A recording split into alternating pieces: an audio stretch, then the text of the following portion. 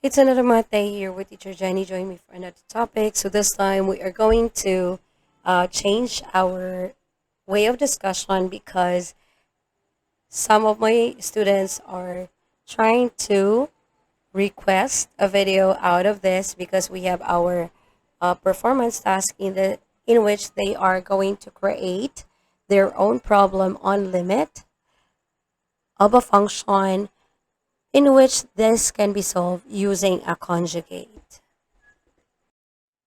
So the best way I think for you to do once you wanted to create a problem wherein that involves a limit of a function and you will be solving that one using a conjugate because you have come up with right after direct substitution you've come up with the result which is a 0 over 0 or an indeterminate. So you will be solving that one using the conjugate.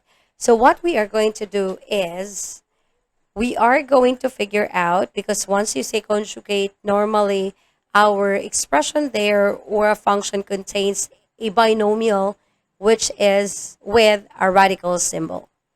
So it's going to be either at the top or at the bottom part of the fraction. So let's say here, if I'm going to put that radical symbol at the top, let's say, for example, I will have it as square root of x minus 1. So what we are going to do is to simply think of the conjugate of that one. So we just get this one out first. We are going to multiply that one with the conjugate of this, which is square root of x plus 1. And then we try to get the product of that one. So this will be the square root of x, because this is the sum and difference of two binomials. So we will be having the special product of that one as the square of the first term, which is the square root of x, and then minus the square of the second term, which is 1. So this is now canceled. So we've got an x minus 1 squared is a 1. So this one is our key. That means to say that we must have this one here at the bottom part or at the denominator, so that later once we try to multiply this with a conjugate, we will be canceling out something. So that means to say you can have it as x minus 1 in here. As simple as that one. And the one that you are going to identify as our approach value here is the one that we wanted, or that the one that we will be canceling later on right after solving that one using the conjugate.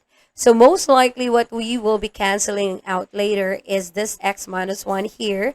So getting the value of x in which that will make it a 0 here is for us to simply equate x minus 1 to a 0 and solve for x. So x here is equal to 1. This will be our approach value. Now you may go for writing another factor here. Let's say, for example, you wanted to have here an x, or you wish to have it like this, like you wish to multiply that one so that later on, once a student wanted to solve that out, they may have to go through with factoring.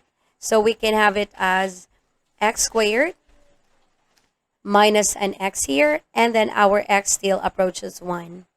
And then another way here is for you to try to do factoring on that one with binomial and binomial, so that, again, it might be another level of difficulty. So let's say we can have x minus 1 times x plus 2 here. But on your final equation, you may go for having the product of that one. So you can have it as limit of the square root of x minus 1 over multiplying that one using the FOIL method. We have x times x, that will be an x squared. X times 2, that's a 2x. And then negative 1 times x, that's a negative x. So negative x plus 2x, that is a plus x. Negative 1 times 2, that's a negative 2. So you may have it like this.